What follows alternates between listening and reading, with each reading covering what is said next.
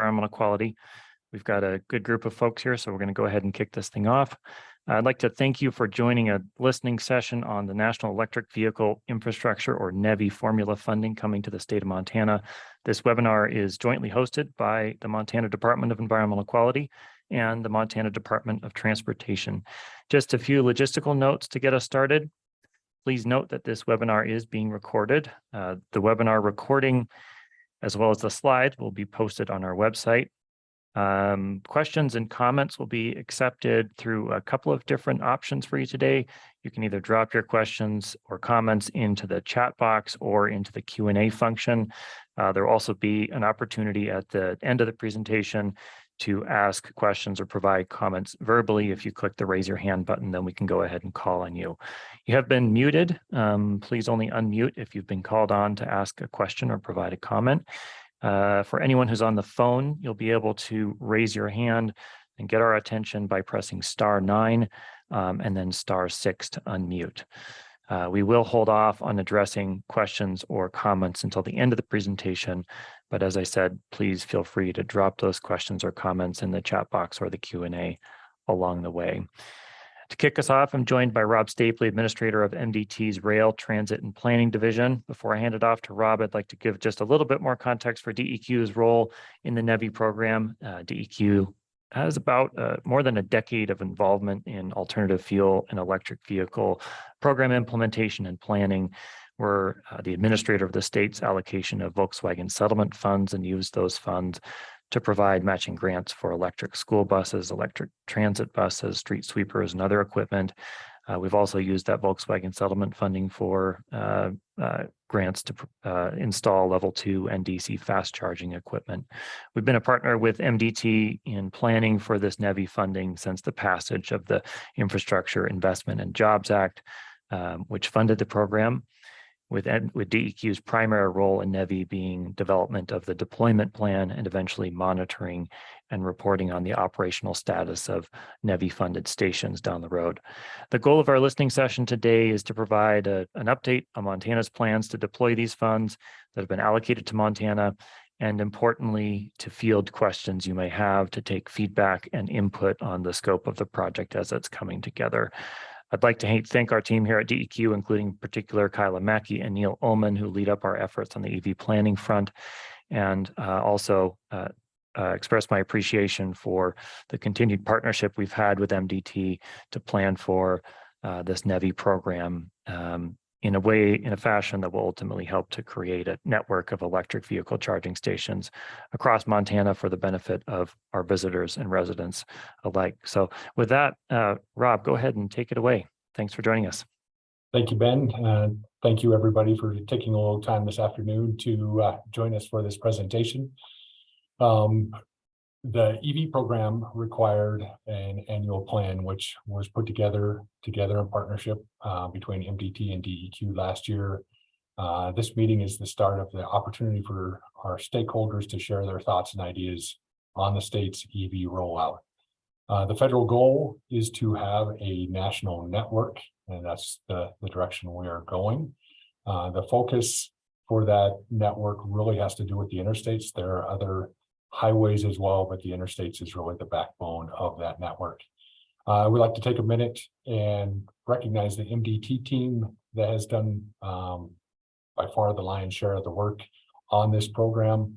Carol Strizich, who is our multimodal planning bureau chief, Sheila Ludlow, the integrated transportation and publication supervisor, and Ben Murphy, our electric vehicles planner. As Ben stated, MDT is working in partnership with DEQ.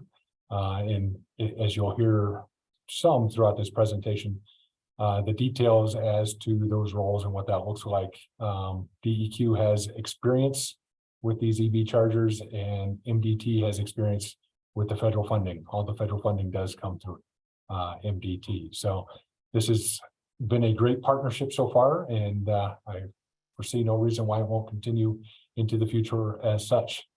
And with that, I will turn it over to Kyla. Great. Thank you, Rob, and thanks everybody for joining us today. I'm Kyla Mackey. I'm with the Energy Office at DEQ, and going to cover, as soon as the slides advance here.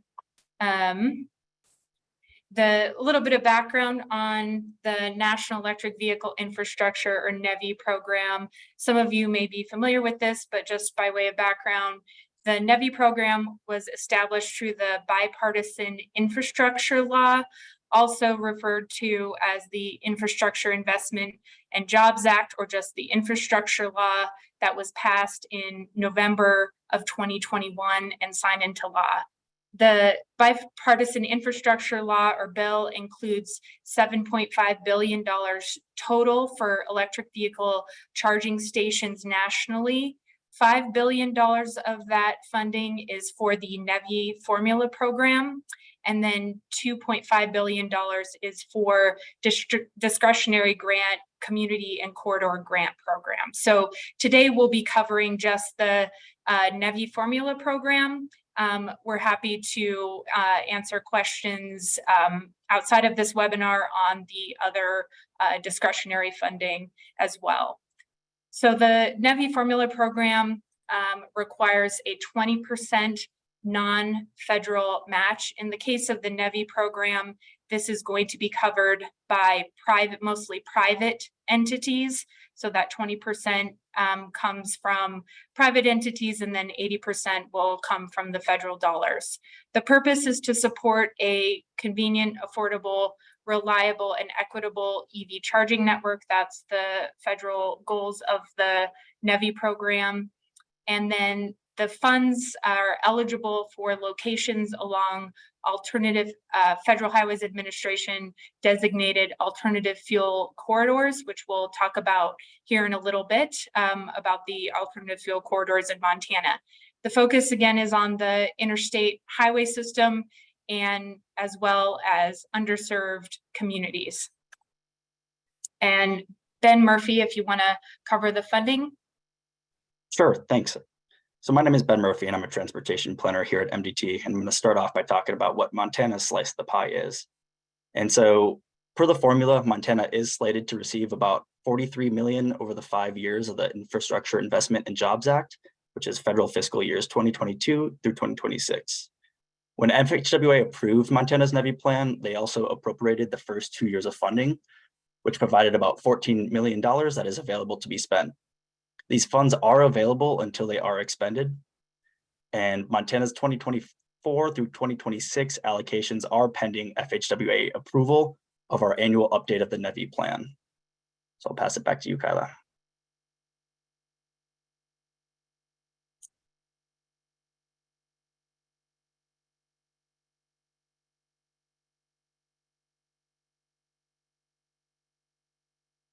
Okay, so the alternative fuel corridors in Montana, I mentioned that the funding that Montana will receive is eligible only for locations along alternative fuel corridors. In Montana, the Federal Highways Administration has approved all of the interstates, so I-15, I-90, I-94, and then as well as US 93 and US Highway 2 along the High Line as designated alternative fuel corridors. So locations that fall along those corridors are eligible for the NEVI funding over the next 5 years. In addition to the locations being required to be on alternative fuel corridors, there's some additional location and station and operational requirements that meet eligibility requirements for this funding program. So some of the additional requirements are that the location has to be within 1 travel mile of an alternative fuel corridor. So that's from the interstate exit or along the US highways. In addition, the locations need to be spaced no further. So the charging station locations need to be spaced no further than 50 miles between each location along those alternative fuel corridors. The locations also have to be publicly available 24 hours a day, 7 days a week to provide access for people traveling along the corridors. Some station requirements are that all of the stations funded through this program need to be DC fast charging stations or level 3 they're also known, and provide at least 150 kilowatts of power to a single vehicle while it's charging. And then in addition, each location has to have at least 4 DC fast charging ports that can, again, provide 150 kilowatts of power to each vehicle that's charging at one time. And then each DC fast charging station has to have at least 1 combined charging standard connector. So what that means is that the CCS connector standard is used by most vehicle manufacturers in the United States. And so that has to be available at each location. At least there has to be at least 4 connectors at each location. And then some of the operational requirements for these locations that are funded with NEVI program dollars are that each charging location has to achieve 97% or greater average annual uptime. And so what that means is that uptime is when the hardware and software of the charging station are available for use and when the charging station dispenses electricity at a minimum of 150 kilowatts of power. The uptime requirement does not include issues that are outside of the charging station operator's control. This can be scheduled maintenance, electricity outages, vandalism, natural disasters, or any issues that are caused by the vehicle and not the charging station. And then finally, each charging port at each location must be operated and maintained at that location for a minimum of 5 years. And so each location that's receiving funding, there will be a 5-year period that it'll have to be operated and continuing to be maintained for that 5-year period. So then moving on to some additional guidance and standards and final guidance that have been published since the state submitted our initial deployment plan last year is that first on requirement that states submit an annual deployment plan by August 1st of every year. So that is the timeline we're operating on for this deployment plan, is that our plan is due August 1st. In addition, they've finalized what's considered an eligible project as well as eligible activities. So those are those final standards and eligible projects and funding are in the final minimum standards, which I've included at the bottom a link to those final standards. In addition, they have required that all electricians installing, operating, and maintaining EV supply equipment must have EVITP or Electric Vehicle Infrastructure Training Program certification. And so that certification can actually be done online, and it's available to anyone who would like to be certified in maintaining and operating the station. That is required. There is, it is allowed that they can graduate from receive a continuing education certificate from a registered apprenticeship program as well. There's also additional data collection requirements that data will be submitted on a quarterly basis. This includes charging session start times, energy dispensed per charging time, the peak session power for each charging session, and then payment methods.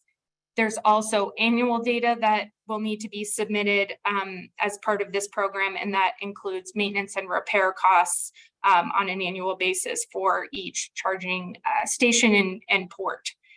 In addition, there are Justice 40 requirements that will need to be met. Justice 40 is a federal executive order that requires that 40% of the benefits of any federally funded project would flow to disadvantaged communities.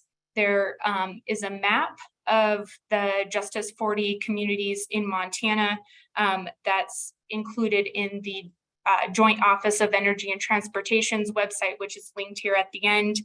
Montana does have disadvantaged communities in 21 different counties, and it also includes all 7 tribal reservations in the state.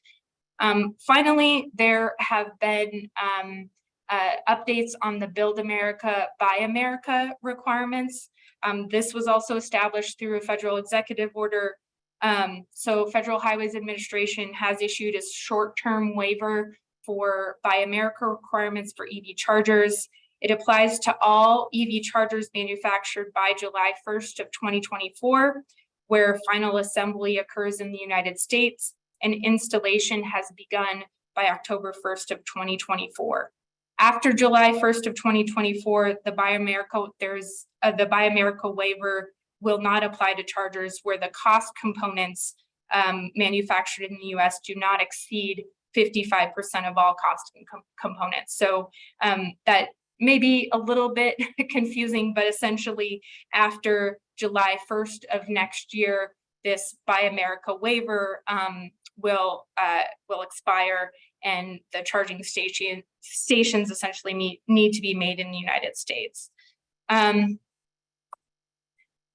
So on updates to Montana's NEVI plan, just by some background on where we're at with progress, and hoping as far as this webinar goes, and during the comment period to get some public input, and as well as updating on any vision and goals and the agency's priorities.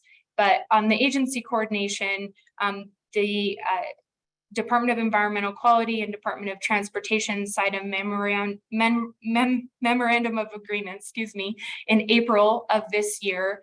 And this MOA formalizes our roles for the NEVI planning and implementation, as well as coordination amongst the agencies over the course of this program. It formalizes the partnership. It also capitalizes on MDT's experience with administering transportation Title 23 funds and DEQ's experience and expertise in electric vehicle and charging technology. For public engagement and public input, this webinar is just the first step.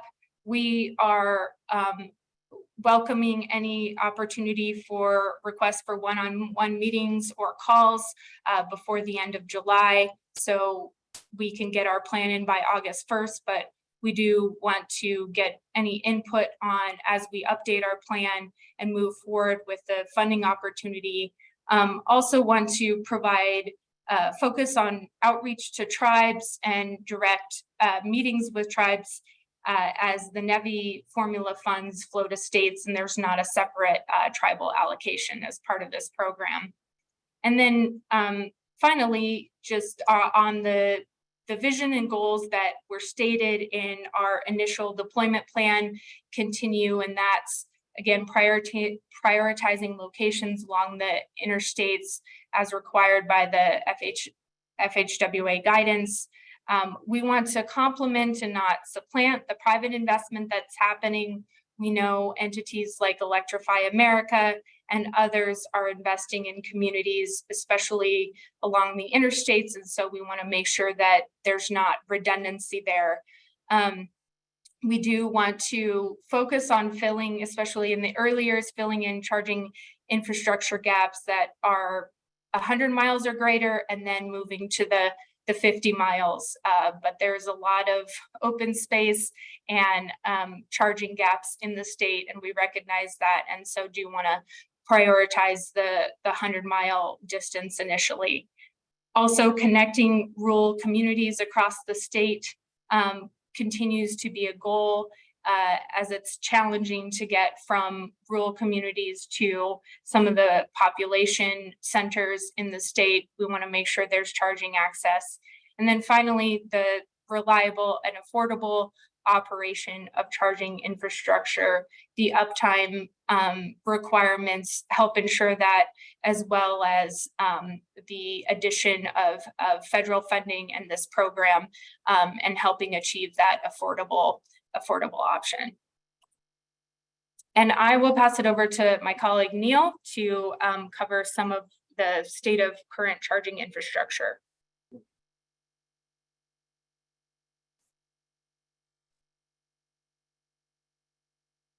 Thanks, Kyle.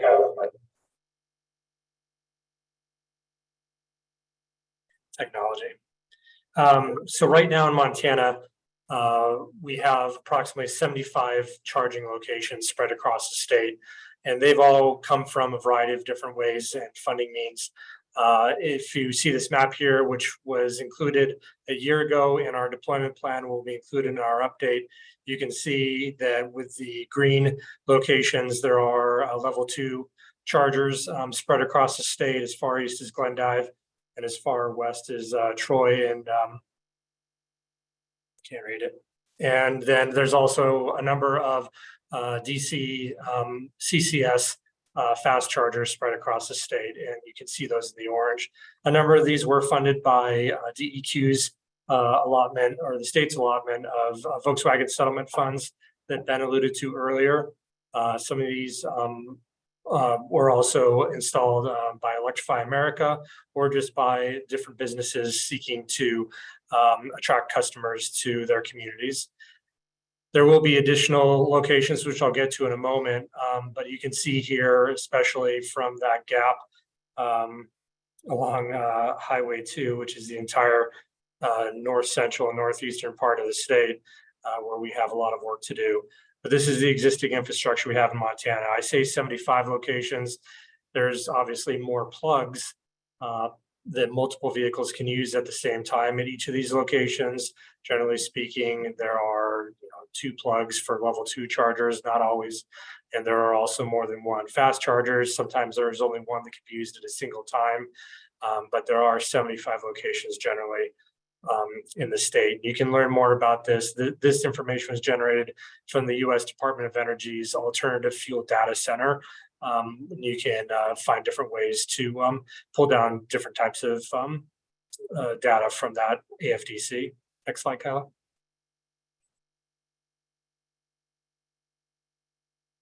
So in terms of planned DC FC locations, right now, so far as we're aware of, right now there are 9 fast charging locations that are planned that were funded in part by, again, the state's allocation of Volkswagen settlement funds. You can see Libby, Kalispell, Conrad, Great Falls. Actually, there's 11, I should correct myself, spread across the state. And then there are an additional 5 locations that we've been aware of that are planned by Electrify America. Now, this is only related to CCS cords or CCS plugs. There are other Tesla supercharger locations spread across the state. A number of the existing charging locations have the CHAdeMO plug, which right now is mostly used by the Nissan Leaf and also some other vehicles that are no longer manufacturing anymore. So this is only talking about CCS because, according to the current requirements of the NEVI program, the only plug that can be funded by NEVI are CCS. So this is what we're aware of. And again, trying to fill in those 100-mile or plus gaps that Kyle mentioned a moment ago. We're going to use the existing locations as well as these planned locations. Not all of the fast charging locations are what you would call NEVI compliant. That list that Kyle went through a moment ago of being able to provide 150 kilowatts of charge to a single vehicle while it's plugged in. But these are fast chargers, and the intent of the NEVI program is to build a statewide network. So we're building on what's already there, and what we're aware of is what's coming. This information was pulled down from plugshare.com, which is kind of a crowdsourced, if you will, information area. So some of this information may change in the future. So I encourage you to check there for updates on how chargers are working, what planned ones may be coming in the near future. And Ben Murphy, do you want to take over? Sure, thanks, Neil. So as you guys can see, there are some locations on this map that we have identified as priority locations for the 2022-2023 funding that we have. And these locations were picked mostly due to the requirements of the NEVI funds that Kyle had mentioned, that they must be along alternative fuel corridors, eventually every 50 miles, and also given that FHWA has encouraged all states to place these chargers along interstates. These locations are subject to change until the solicitation process is formally initiated, and the final locations are dependent on private sector investment, other funding sources, the total funds available at that time, and other unforeseen factors. Next slide, please. So to touch on what the solicitation process will look like, we know that MDT will be utilizing a alternative contracting process, and this solicitation will be for teams that are representative or comprised of design firms, general contractors, site hosts, EV owner operators, or any combination of those. It will be a two-phase process, with the first phase being MDT issuing a request for qualifications.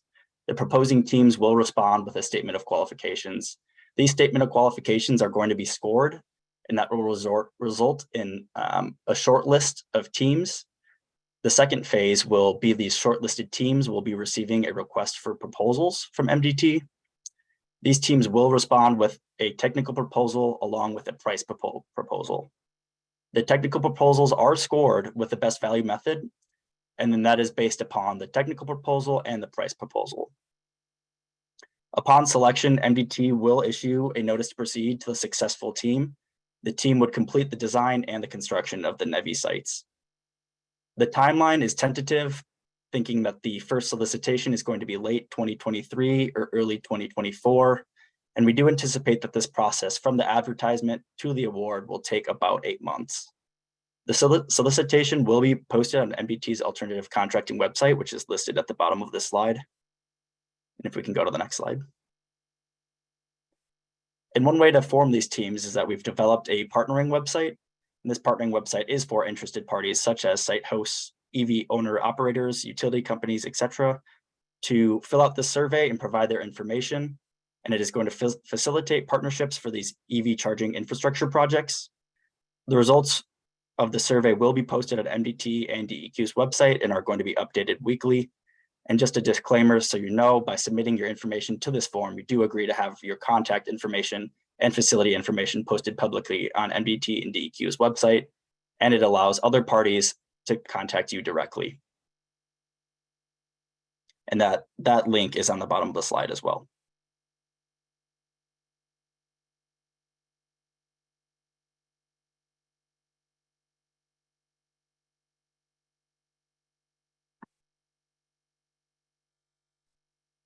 Okay, and then finally, just providing some resources and additional information.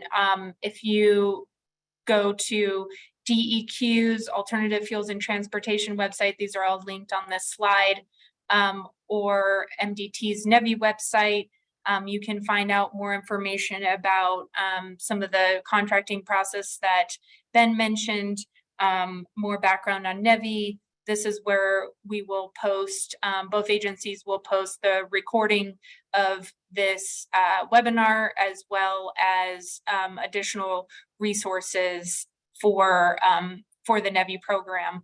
And then in addition to that, there's also, as background on Montana's specific electric vehicle market, travel, electricity demand, and EV charging use and some location prioritization analysis. There was an EV infrastructure prioritization study that DEQ had commissioned last year, linked there. And then finally, I had mentioned the Joint Office of Energy and Transportation website, which has a lot of information on the final standards. It has links to the map for Justice 40, EVITP requirements. And so that's a great resource, central resource to go to for additional information on the federal program. There's also some webinars linked there that may be of interest on various topics related to EV charging and this program. So I can kick it over to Ben to facilitate the question and answer. And go ahead, Ben. Great. Thank you, Kyla and Ben and Neil for your information. We've got a couple questions that have come in through the Q&A. So just as a reminder, we're going to be taking questions and comments in both the Q&A function of Zoom as well as the chat window. Neil is dropping a few of those resources that Kyla just mentioned in the chat window as we speak. So we'll go ahead and start with the questions in the Q&A. I also want to mention if we've got anyone on the phone, that you can go ahead and press *9 to raise your hand. For anyone just on Zoom, if you want to ask a question or make a comment verbally, please click the raise your hand button. We'll keep an eye on the list of participants and get to you as we can. So a question from Mark Judeman. What impact will the more widespread adoption of the NACS or NAC standard have on the CCS requirement? This is back in reference to the technical standards as would be required for NEVI-funded systems. For those of you who aren't tracking, the NAC standard is the Tesla plug standard. Neil, with our office, you want to go ahead and take that question?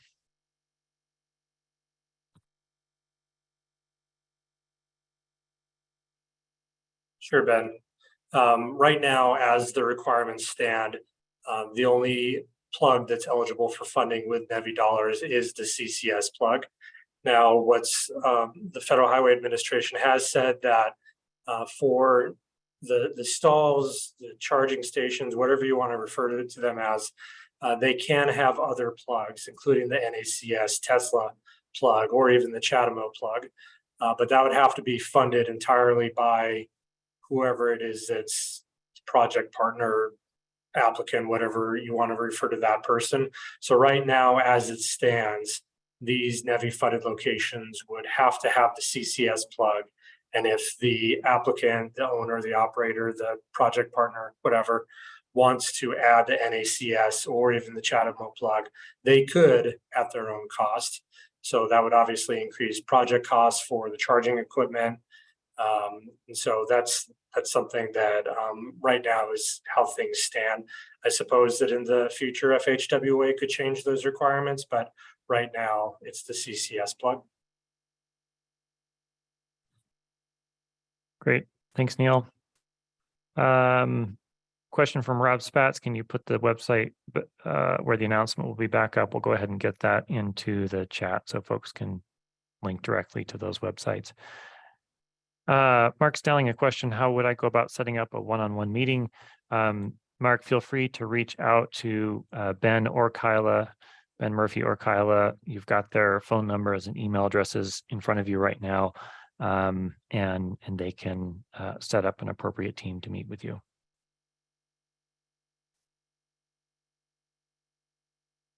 Next up, we've got a question from an anonymous attendee. Locations that have applied with the state for CFI funding that are located within 1 mile of your priority highways, should they also apply for NEVI? Let's see, Kyla, do you want to take a first stab at that? Or Neil? I'll do it. So Kyla mentioned at the beginning of the webinar, the $2.5 billion that the bipartisan infrastructure law also allocated for EV charging infrastructure. That's through a discretionary grant program that eligible applicants need to apply directly to the Federal Highway Administration for. The Department of Environmental Quality did apply on behalf of project partners that'll be subrecipients of those funds should they be awarded. If you were one of those partners, or are interested in applying for CFI funds in future rounds, you could also be in touch with MDT on the NEVI formula funds. If in the chance that we don't get the funding from CFI, the Charging and Fueling Infrastructure program is what I'm referring to when I say CFI, then you should definitely be in touch with MDT if you are an eligible location. Again, the eligible locations for NEVI are different from the discretionary CFI program. You have to be along one of the designated alternative fuel corridors, so those 5 highways, within 1 travel mile of the corridor exit, and be looking to do 4 150 kilowatt capacity chargers. So anonymous attendee, be in touch with MDT and ask some questions of them.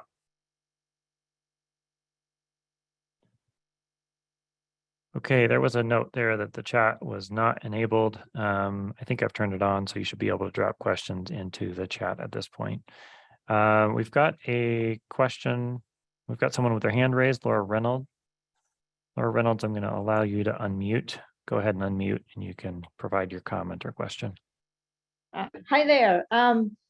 I drive a Tesla Model 3 and I live in Kalispell. And I have 2 points to make. One is that I enjoy camping and I recently went on a camping trip out on the prairies.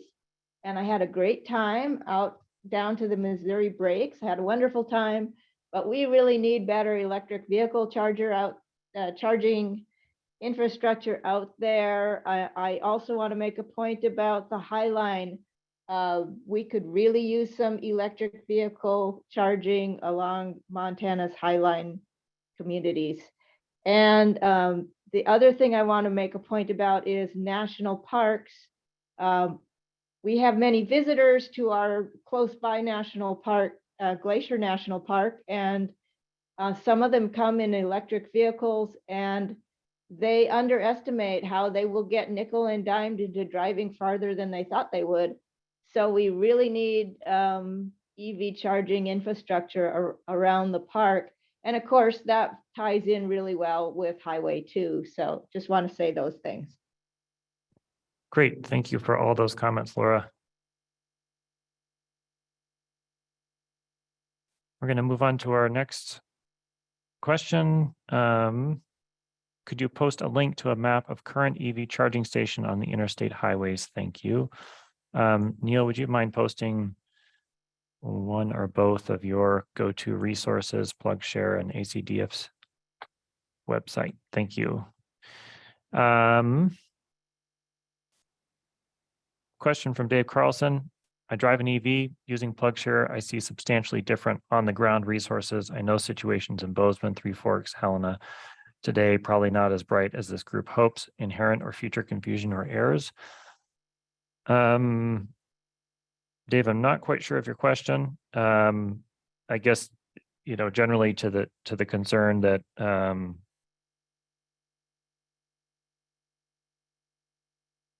Dave, if you want to go ahead and clarify your question, we'll try and answer it. I'm not quite sure where you want to go with that, but happy to engage in your question if you want to type it in again there.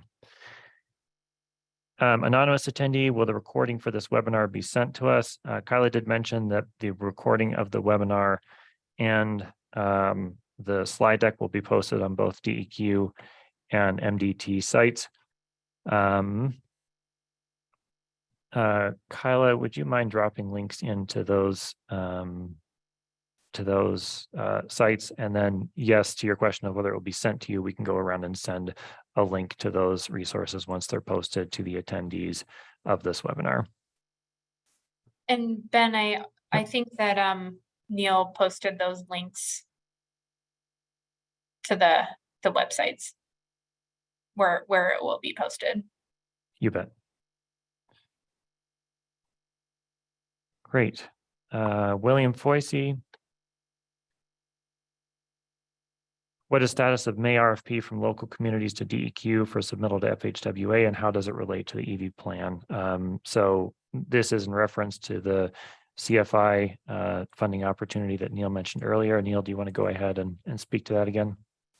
Sure. So again, this charging and fueling infrastructure CFI discretionary grant program from the $2.5 billion, the deadline for that application was June 14th.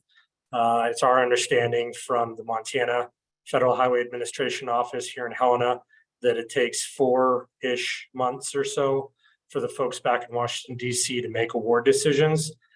So it could be any time between now and end of the calendar year that we find out if DEQ's application on behalf of its project partners is going to be awarded all or any funding. So hurry up and wait mode right now. Thanks, Neil. Ben Murphy, a question for you from Mark Stelling. Are the starred locations shown on the proposed location priorities map already approved developments? And Kyla, if you could flip back to that map while Ben responds to this question, that would be great. No, they're not already approved developments. These are just locations that MDT and DEQ has identified as priority locations for the funding for these these past 2 years. As I noted, they are subject to change. They aren't hard and fast. These are just areas that we have identified as locations in need of NEVI charging to meet those 50-mile requirements. But no, they're not already approved.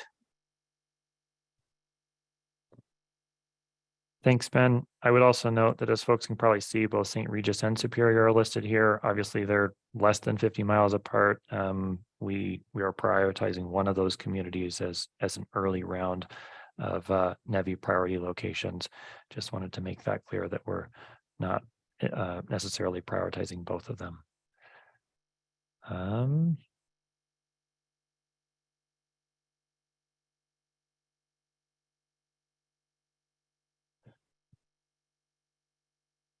Question from Jan Benjamin. What efforts, if any, are being done to partner with Electrify America, ChargePoint, EVgo, et cetera, for more holistic location planning? The exhibit showing a map with planned charge locations with the data source from PlugShare is a far stretch from first-party data. Ben Murphy, do you want to start on that question? Then we can go to Kyla to fill in from our perspective.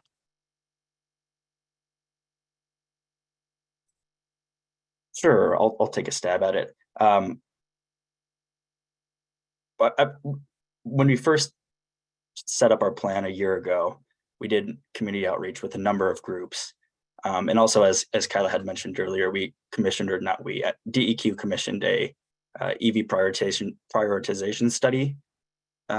So between the community outreach that we've had and that study, we've identified these locations as the optimal locations with the capacity to fit a NEVI station that would meet the requirement of the 50 miles. So, and also, as Neil had talked about on a slide prior, there is planned locations going on from the private sector. So from the state's perspective, we are just trying to fill in the gaps. So this priority list that you're seeing right now is kind of a combination of the prioritization study locations and where we've heard the private sector wants to build. So I think that's all I'll say about that for now. And if DEQ wants to comment, I welcome anything further. Kyla, do you want to jump in? Yeah, I think Ben mostly covered it, but just to add, and to the question about partnering with those private entities, have done outreach and one-on-one meetings as regularly as they have updates or we have updates for them. In terms of Electrify America, which is the other entity creating kind of a nationwide network, they have to submit per a settlement agreement. They have to submit a update to every 3 years to the EPA on their investment plan. And we have participated in commenting on their investment plan over the last 3 cycles, and will continue to provide input on locations that we're thinking about and trying not to overlap with the locations that they're planning. But these are private entities and usually pretty hesitant to disclose exact locations until they've got permits and other agreements in place. So it's a little bit challenging to get all of the information ahead of time out of them, but we do our best to try to coordinate as much as possible.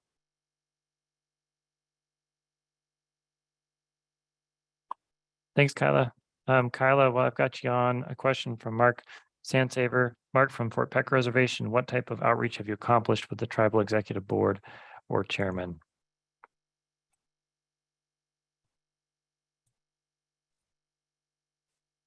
I'll take that Looks one. like Neil's jumping in. Go ahead, Neil. We did reach out to the Tribal Executive Committee last year during the process of developing the original deployment plan. I had a couple of email and phone conversations with, I believe it was the planning director for the tribes. I had hoped to present to one of the committee meetings, but we weren't able to make that happen. It's my understanding that the tribes were interested in a recently acquired travel plaza, I believe in Poplar.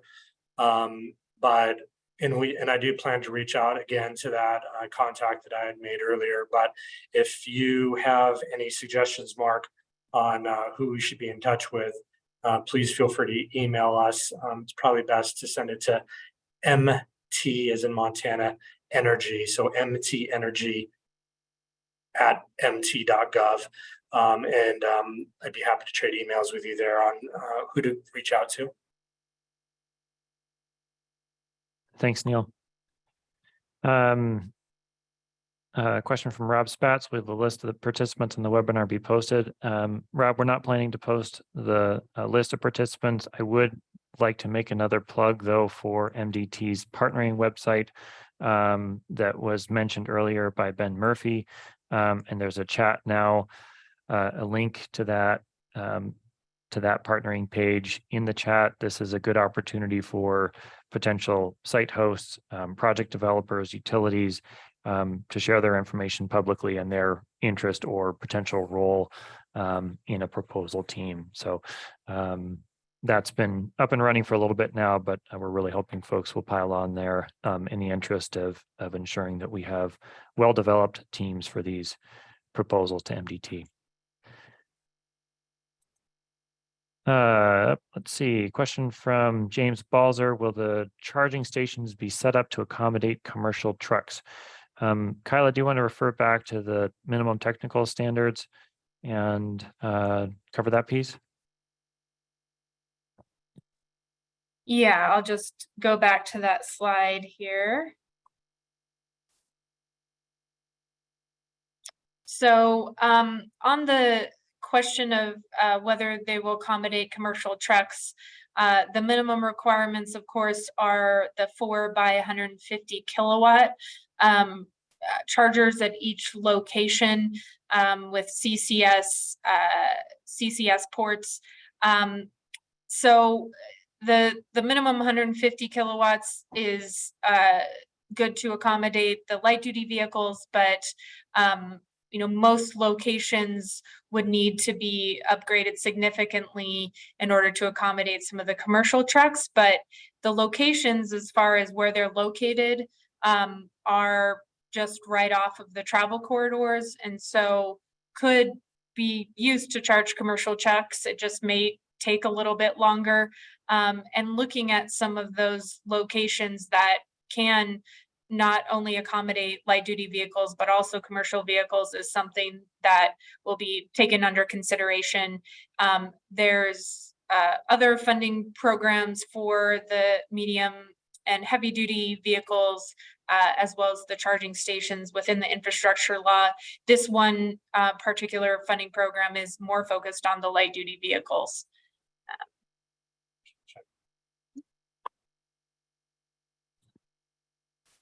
Thank you, Kyla. Ben. Yep. The other thing that I would flag is that, well, for one thing, heavier duty vehicles such as transit buses can use these chargers. We've seen the University of Montana. We've partnered with over the last several years to fund electric transit buses on campus. They had a problem with their chargers getting delivered. And so as they were trying to bridge that gap between the buses getting delivered earlier than the chargers, they actually used the Electrify America chargers at the Walmart on reserve. And the student drivers loved it because they used the bus Wi-Fi to do homework. And then they drove the bus back to campus. So these can be used by larger vehicles. Some of the other buses that vehicles that we've funded over the last couple of years with Volkswagen, including some electric street sweepers and electric school buses. Those use the same plug, the CCS plug, or the same level 2 plug that most vehicles, non-Tesla vehicles, use. So they can use these. We are also probably going to be encouraging, we've talked about encouraging pull-through parking spaces. Now that's not always going to be viable depending on the parking area of the project partner where these chargers would go. If you're talking about a small business that doesn't have a very big parking lot like a Walmart does, it might be hard to find those pull-throughs. But for people towing boats or campers or things of that nature, you would be able to use them more easily. But the issue of the capacity of charging these, larger freight trucks, for example, Rob, will be something that, like Kyla said, will be hopefully addressed through other funding opportunities from the bipartisan infrastructure law. Thanks, Neil. Looks like Rob Spatz, you've got your hand raised. I'm going to go ahead and allow you to unmute. You can go ahead and unmute and ask your question or provide your comment. I don't know how that happened. Did not mean to unmute myself or raise my hand. All right. Apologies. No worries. Okay, let's see, moving on down the line here. Oh, it looks like I missed one. Neil, circling back to you on Dave Carlson's question, if we don't know where we start, how will we know if we succeed? Neil, you want to take a stab at answering that one? It's very philosophical, Dave. We do kind of know where we're starting. With DEQ using our Volkswagen funding, we've funded six fast charging locations have been built since we started using the Volkswagen settlement dollars. And when I started with DEQ at the very beginning of 2020, there were 3 non-Tesla fast charging locations in the entire state. They were all Electrify America. They were in Missoula, Rocker, just outside of Butte, and then Dell, south of there. And since then, we're now up to 13 fast charging locations. As an EV driver, I can tell you, we still have a very long ways to go. Planning our family trip to Yellowstone National Park this summer, we had to be a little creative on how we were getting to the park. Getting out of the park is going to be easy, and getting through the park is easy. It's getting to the park through West Yellowstone that's going to be a little tricky for us, but we worked it out. So going along with these requirements of the NEVI formula program, establishing fast charging locations along 50 miles along the corridors, hopefully with the CFI funding, supplementing and adding to that statewide network. A number of the locations that we applied for are going to be not along AFC's alternative fuel corridors. We're going to have fast chargers in the center part of the state and other parts that Montanans drive through in order to get from point A to point B, because we know that when you're driving from Billings to Helena, you don't go down I-90 and then take a right-hand turn on I-15.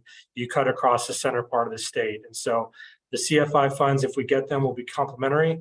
And we hope that the statewide network that MDT is working on with the NEVI formula funds will really build out those 5 corridors so we can make sure it's easier to drive across the state and through the communities we visit. Thanks, Neil. We've got a line of questions, comment from anonymous attendee here. I'll take them in chunks. The plan is to allow for eventually providing infrastructure for people to charge even in rural locations. That's correct. And Ben Murphy showed our first round priorities. No one is being forced to buy an EV. That's correct. We're not forcing EVs, and we're not taking away internal combustion engine vehicles. And then the last one about taxes and whether the funding will be going to someone else if we don't use it. I'm wondering, Ben Murphy or Carol, if you want to speak to how FHWA administers the funds and how they're managed if Montana doesn't take its share of formula funding.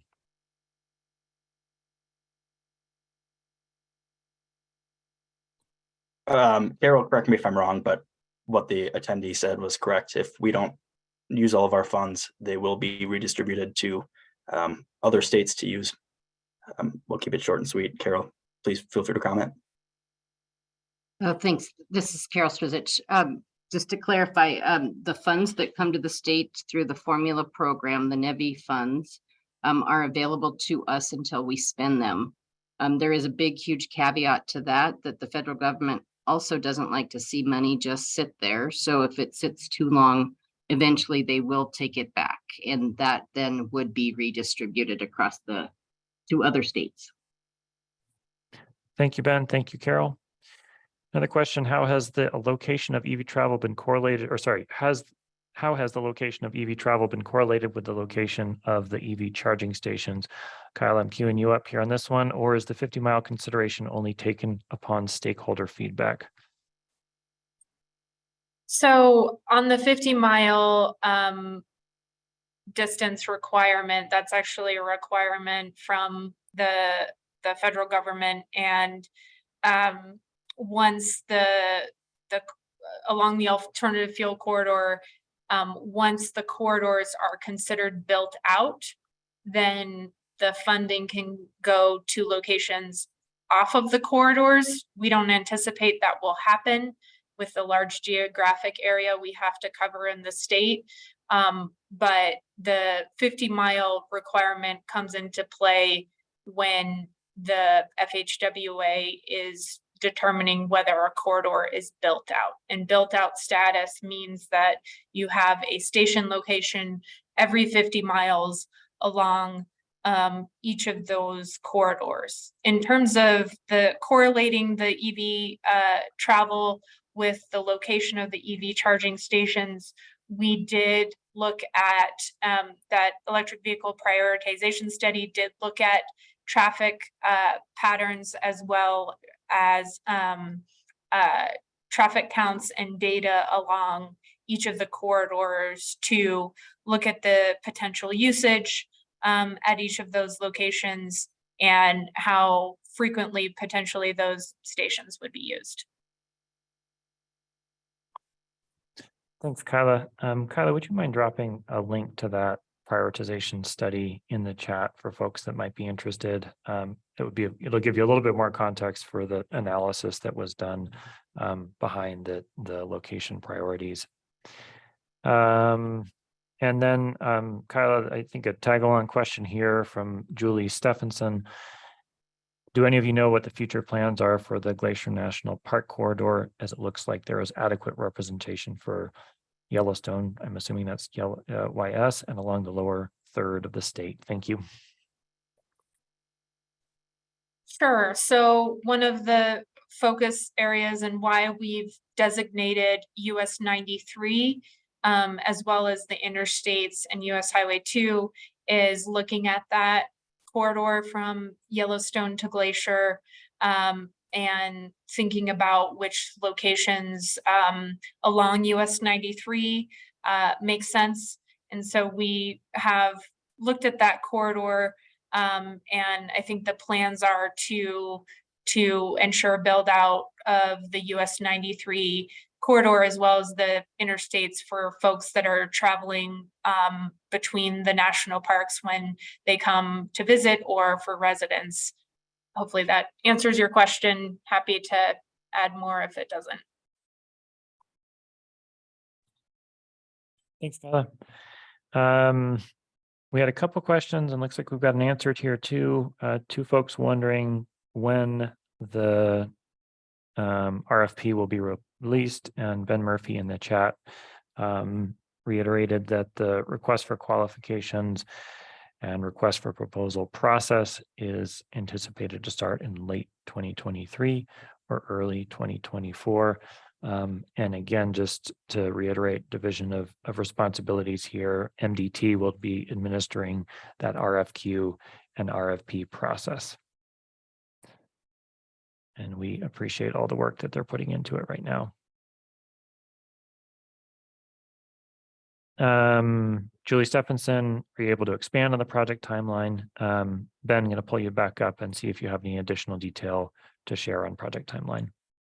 And then Alicia will come to you with your hand raised. Sure. Not at this moment. A lot more clarity will come when we get closer to the RFQ being released. At this moment in time, it's too hard to say what the exact timeline would be for all of these processes. Yeah. So once it gets closer to the release date for that, I think the timeline for the RFQ and then the timeline for the RFP will become much more clear. But that is all we have for now. Thanks, Ben. We've got, looks like one of two. Alicia Cox has their hands raised there. I'm going to go ahead and unmute you. Go ahead and jump in with your comment or question. Hey, sorry, this is actually Jesse Terrian with Yellowstone Teton Clean Cities. I guess I logged into Alicia's thing somehow. I just wanted to let everybody know that we support EV charging and infrastructure throughout Montana, Wyoming, and Idaho, and we've helped fund a few small level 2 stations around the state and are always working with individuals and companies to help there. So if anybody has any questions, they can reach out to us. Our website's ytcleancities.org. That was it. Thank you. Great. Thanks for introducing yourself, Jesse. Yellowstone Teton is indeed a great resource to us and others. Let's see. Question from William Foisey. Remind me, what is the plan for deployment to resort communities, aka Red Lodge, off of the first phase priority corridors? Kyla, do you want to speak to communities outside of the Altfield corridors?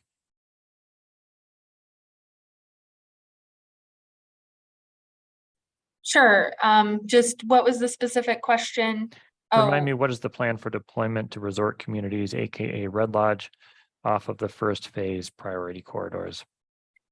So I think it's been mentioned a couple of times, but there is that community fueling and infrastructure discretionary grant program, which does provide more flexibility and funding off of the corridors. So the specific community grant program that is the option for additional locations off of designated corridors, and there's some additional flexibility there. So that at this point is the plan, expecting that we will spend all of the NEVI program funds on the corridor locations.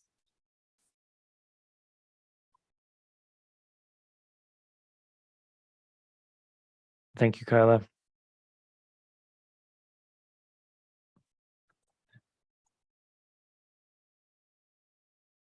Okay, it looks like we have addressed all of the questions in the Q&A. But we'll leave it open here for a few more minutes. If anyone else has questions, again, you're welcome to drop them in the Q&A or the chat, or hit the raise your hand button and we can talk it over. And then Kyla, if you could also jump to the contacts page at the end, thank you. We would be happy to take additional feedback or comments on our deployment plan update. Again, the deadline for us to submit this deployment plan update to FHWA is August 1st. We're asking for your feedback by the end of July. You can send it to mtenergy@mt.gov. Or as we said earlier, if you'd like to schedule a one-on-one meeting or consultation, or to provide us more detailed feedback on project locations or any other element of the plan or the implementation of this program, feel free to reach out to Ben or Kyla to set up a meeting. There's been a little bit back and forth about the charging stations at the Audi in Bozeman. Neil, I think you addressed those questions.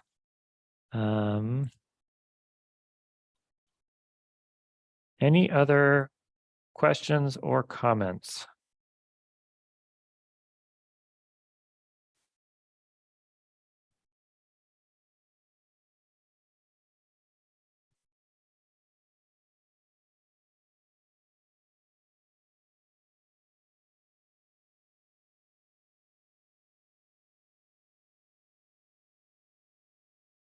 Okay, with that, I'll put in one more plug for MDT's teaming site. If you are in the business or have a potential host site, please go ahead and enter your information so that it can be shared with other interested parties. And in the meantime, please stay tuned for updates on the program, the RFQ and the RFP, late 23, early 24. Thank you all for your questions and your input. It's very much appreciated. And thank you for taking your time to listen in today. With that, we'll have a good afternoon. Talk to y'all later.